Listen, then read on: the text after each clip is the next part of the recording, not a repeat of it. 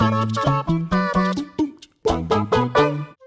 all of you beautiful people, Jules here for WhatCulture.com, and I am back with a list that is so spicy, I can feel it right in my bumhole. That is right, it is time to talk about infuriating video game bosses that nobody beat the first time around. Now I know what you're thinking. You're thinking, Jules, you've already done this list, and yes, you are right, hence why I'm back with a commenters edition. That's right, you guys get to decide what entries populate this list. So let's get cracking. As I'm Jules, this is WhatCulture.com, and these are 8 infuriating video game bosses that nobody beat their first time around.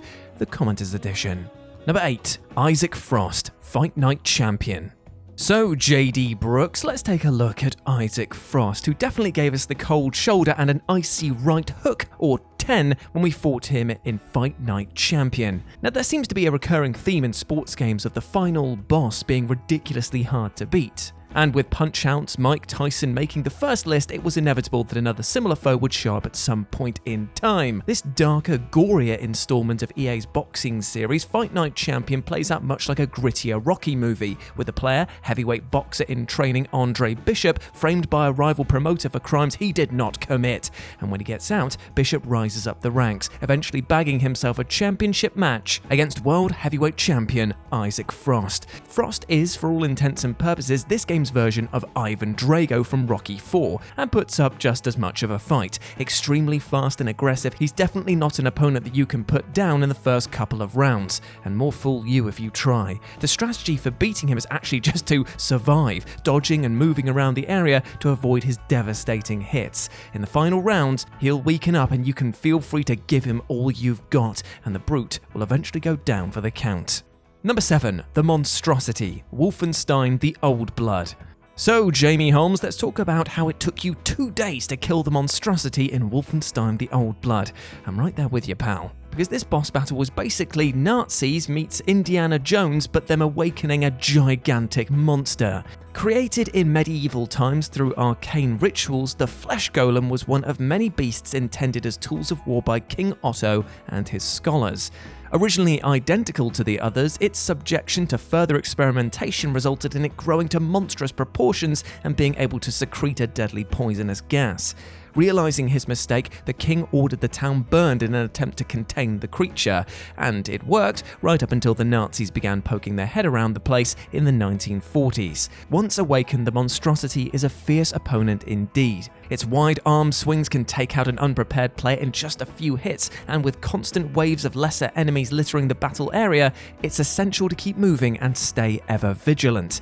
You can take down the beast after dealing enough damage, particularly to its mouth, but to get to that stage you'll need to be able to hold your own against its constant wild thrashing, as well as the annoying soldiers and shamblers that keep coming, and that is not likely to happen on your first attempt.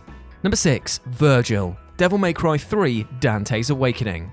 So Joseph here says, no bosses from Devil May Cry 3? Well, I've got you covered this time around, my friend, and who better than to put on this list than Virgil himself. Now, the Devil May Cry series has a reputation for being blisteringly hard, long before games like Dark Souls made high difficulty more of an invitation than a deterrent in recent times. Still, those brave enough to have stepped into Dante's shoes will have no doubt remembered their lightning-quick scuffle between him and his twin brother turned arch-enemy, Virgil. Though initially working together, a rift forms between the two when Virgil gives in to his demon side, lusting for power and not caring who he steps on to get it. As such, the brothers duke it out in spectacularly acrobatic fashion atop a tower in the demon world. Despite your opponent being a remarkably even match, it's still a struggle to keep up with Virgil's nippy maneuvers and slashy attack patterns. Able to dash across the arena in the blink of an eye and deflect your bullets by spinning his sword in front of him, you've really got to pull your finger out on the swordplay front to leave even a scratch on your fashionable foe. And like all hard games, you can't expect to blag this fight in one go. Be prepared to knuckle down and learn those timings. Number 5, Dark Eater Midear, Dark Souls 3. So, Dermont 67, it is time to talk about, oh god, I'm having flashbacks already, about Dark Eater Midear. Oh bloody hell, I'm not ready for this again. Thankfully, he is an optional boss in Dark Souls 3's DLC, The Ring City, but unfortunately, he's considered to be by many the true final boss of the series. A descendant of the original archdragons, Midear was tasked with battling the dark for eternity, and continues to do so even after it has consumed him entirely. After a couple of brief encounters, the player confronts the dragon for real in an underground cavern. Midir's size alone is intimidating enough, but when you finally find that your weapons barely even tickle him, you know you're in this for the long haul. His head is actually his weak point. Well, relatively speaking anyway, but there's no way that you could know that until you use a good bit of experimenting with your attacks and inevitably dying more than a couple of dozens of times. As you finally chip his health down to 0, you feel like a true dragon slayer, but I'd take my hat off to you if you didn't die at least once doing so. Number 4, Senator Armstrong, Metal Gear Rising: Revengeance. So let's talk about Damien Grief's choice of the Senator from Metal Gear Rising: Revengeance, because oh boy, what a boss, and oh boy, that's a big punch to my stomach. There is no disputing the fact that this character is the most shredded politician to ever feature in a work of fiction. You've got to appreciate a man who wants to make new resolutions in the political world and doing a lot of reps while doing so. All joking aside, Senator Armstrong's gargantuan frame is largely due to the use of nanomachines, which enhances his strength and stamina to beyond peak human levels, even surpassing cyborgs.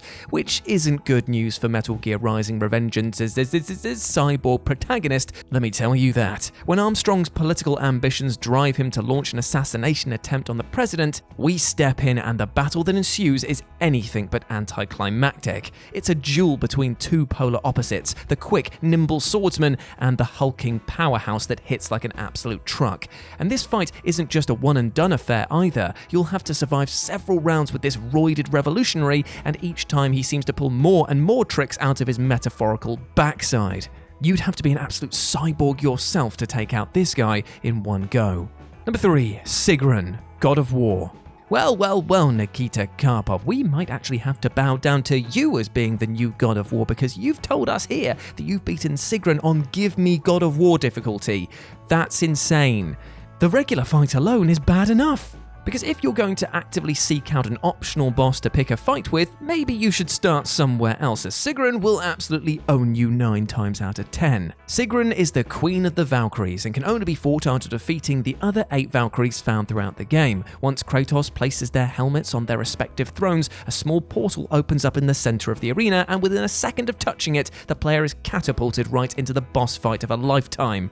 The Queen is extremely aggressive, barely giving you any time to recover after taking damage, and it's the sheer unexpectedness of her arrival, with no cutscenes, no grand foreshadowing, not even a pause to take in what's going on, that will have the average player on their last legs before they've even got a good hit in, and good luck getting even one in, because she uses all of the other Valkyries' special moves all at once, and it is a waking nightmare.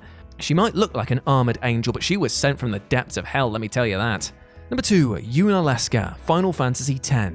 As Basayo said in their comments, speaking of Final Fantasy bosses, I think Unalaska is right up there if you don't know what you're going into. And what you're going into, my friend, is absolute pain. A legendary heroine and the namesake of Yuna, one of the game's primary characters, Unalaska is a devout follower of the teachings of Yevon.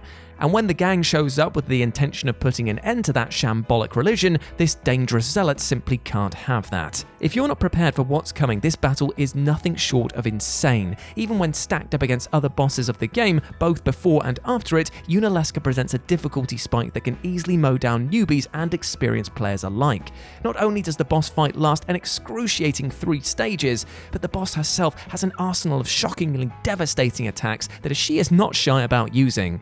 Her main weapon is the zombie status, which reverses the effects of healing items and actually hurts you if you try to use them. If you make it through that, then she also casts Mega Death on your entire party, which you have to be zombified to live through. So in short, if you try to cure the zombie status, you probably end up dying here. And there's very little chance that you knew that before without using a guide. And let's face it, who uses a guide nowadays? And number 1, Sans, Undertale. Well, 20 Full Metal 01, what a catchy username that you've got there. Where's Sans from Undertale's genocide run? Well, it's here, my friend, and it is brutal. The ultimate twist with this entry is that Sans is not actually an evil character at all. In fact, he's one of your closest allies, unless you decide to play the villain, in which case he makes sure that you know what you've done, and boy will you live to regret it. He's named for the Comic Sans font that his dialogue is written in, but in no way does that make him boring or generic. If the player goes down the genocide route, Sans will appear midway through the game warning you, if you keep going the way that you are now, you're gonna have a bad time. And when you continue on to the end, finding him waiting there makes you wonder instantly why you didn't take his advice. The fight demands an almost unreasonable level of dexterity from the player and their helpless little soul cursor. Sans will dodge every single one of your attacks, assuming that you even live long enough to launch them, and becomes vulnerable only when he falls asleep from the fatigue of barraging you again and again. If you even blink while fighting this boss, your soul has basically had it. To make matters worse, in-game text taunts you by describing him as the easiest enemy can only deal 1 damage. But no way did anyone beat this guy in less than 1,000 attempts. And there we go, my friends. Those were 8 infuriating video game bosses that nobody beat first time round, Commenters Edition. I hope that you enjoyed that, and please let me know what you thought about it down in the comments section below.